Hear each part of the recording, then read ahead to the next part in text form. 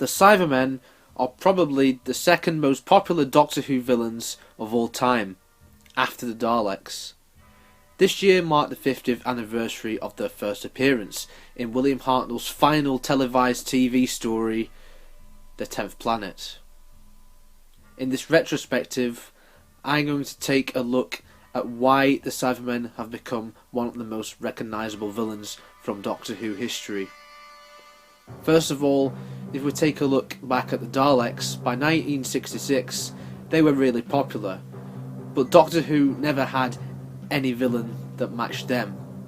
The writers tried to bring in some monsters now and again, but they didn't quite achieve what they were hoping for. By October 1966, however, all of that was about to change in William Hartnell's final episodes, when the Cybermen were introduced for the very first time to the British public. Their appearance was so well received. It only took a few months before they made their second appearance on TV in the Moon Base. By then, Patrick Troughton had just settled down into the role of the second Doctor after taking on the difficult challenge of replacing William Hartnell.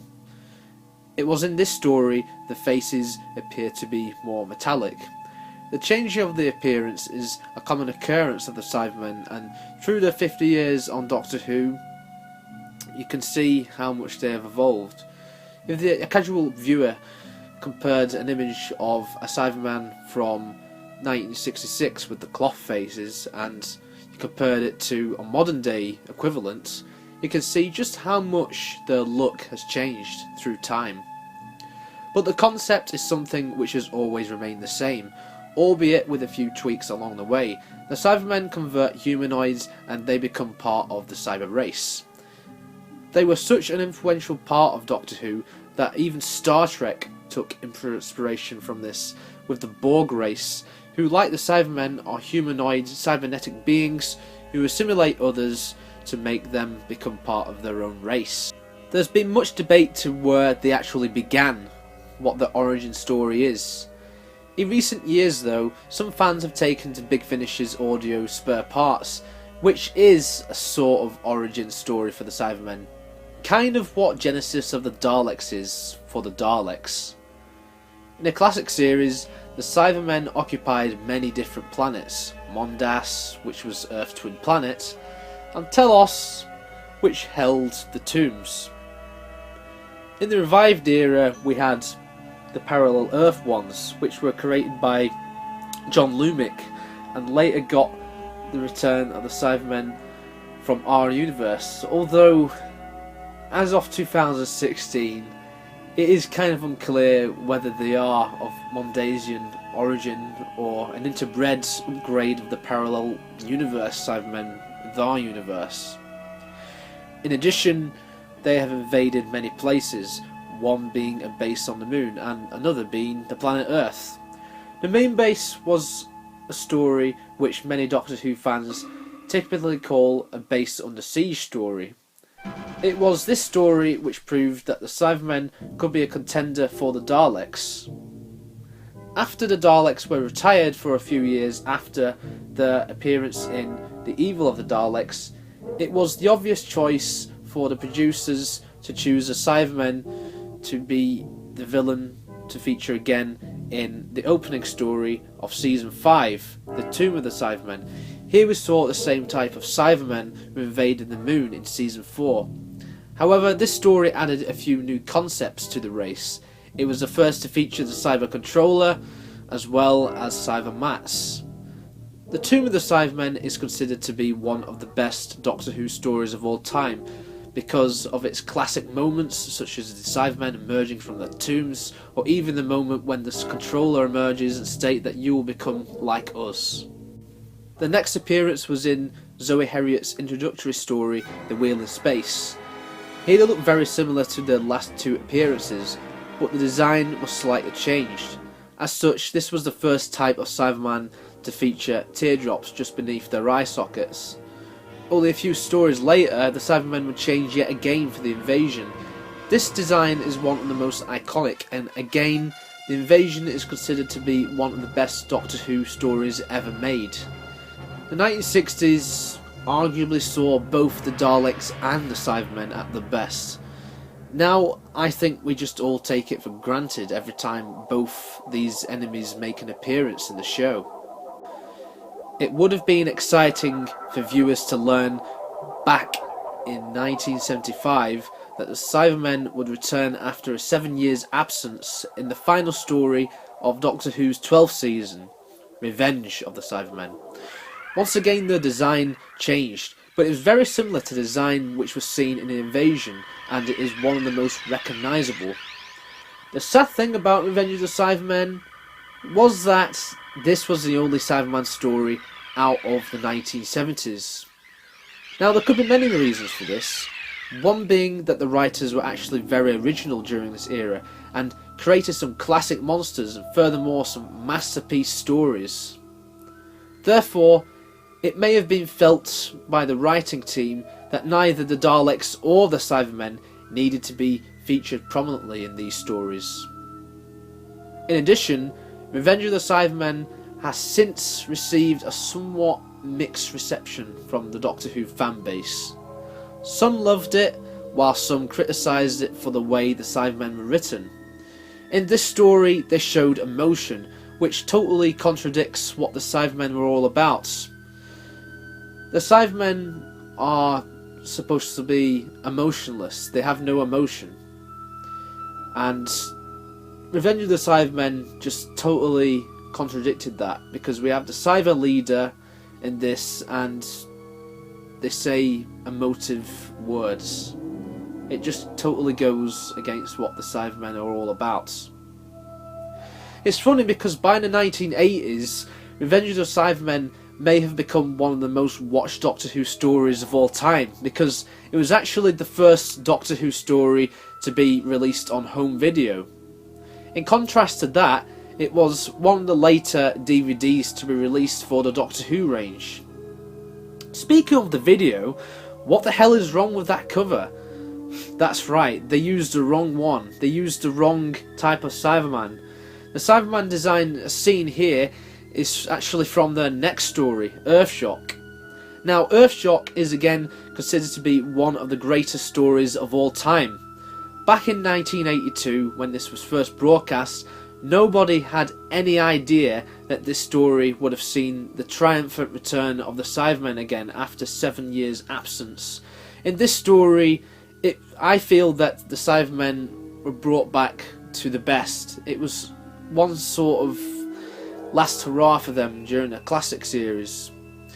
Once again, the design was changed, and this would be the main template for the design, albeit with slight alterations until the end of the classic series run.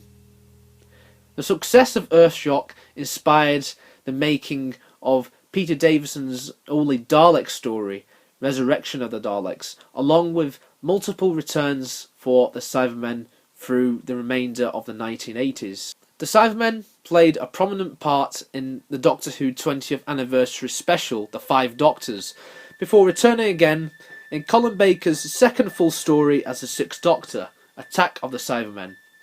While that story does get the Cybermen sort of right, again in terms of writing, as well as bringing back a few old elements such as the Cyber Controller for the first time since the Tomb of the Cybermen, Attack of the Cybermen was criticised by some for being too violent for a Saturday tea time show.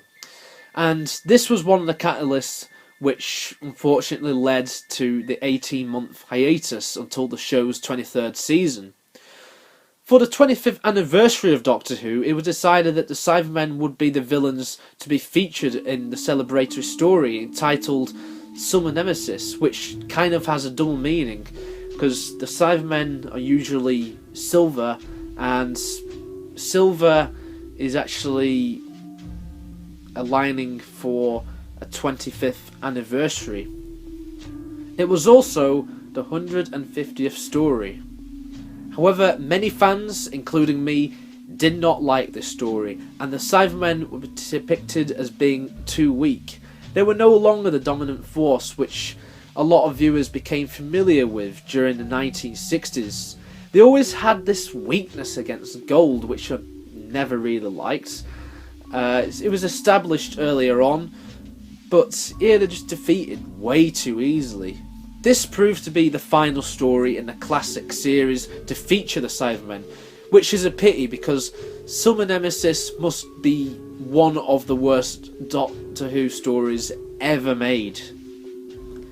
It took another 18 years until they kind of returned to Doctor Who after the show was revived by Russell T Davies.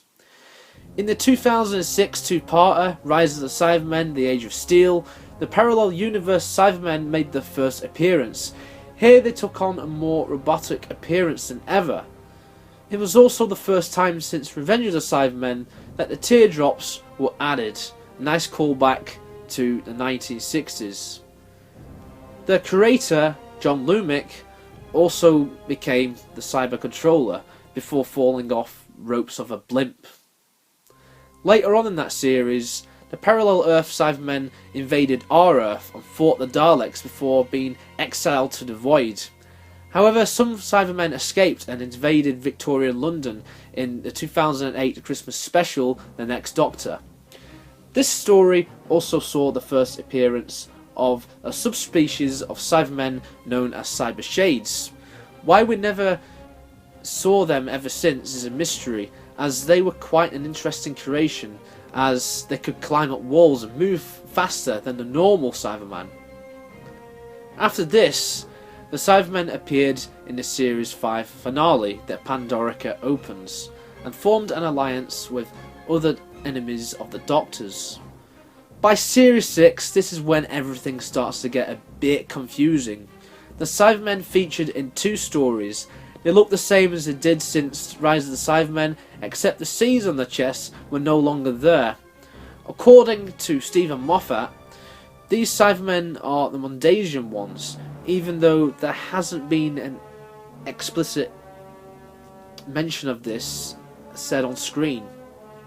By 2013, the Cybermen get yet another redesign, and this design is the current one, and it has been likened to War Machine from the Marvel comics and films.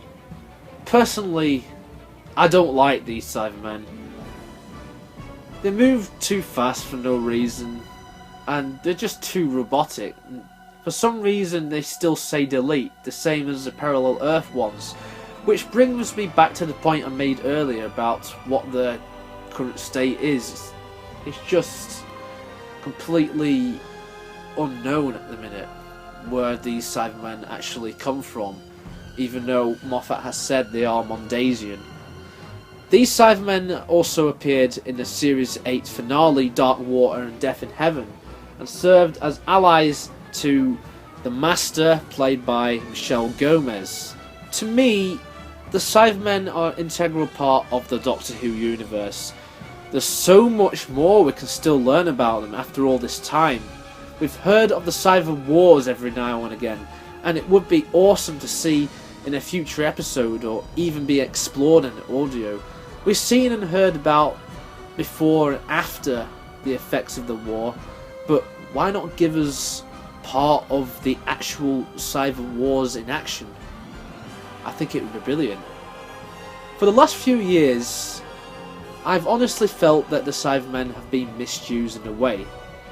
Granted, they are difficult to write for. To me, the last strong Cyberman episode was Rise of the Cybermen, and that was over 10 years ago now. It's been 50 years since they first appeared. I think it's time that we got another classic Cyberman story to remember alongside some of the others which I have mentioned throughout this video. We don't want another Silver Nemesis, Closing Time or Nightmare in Silver.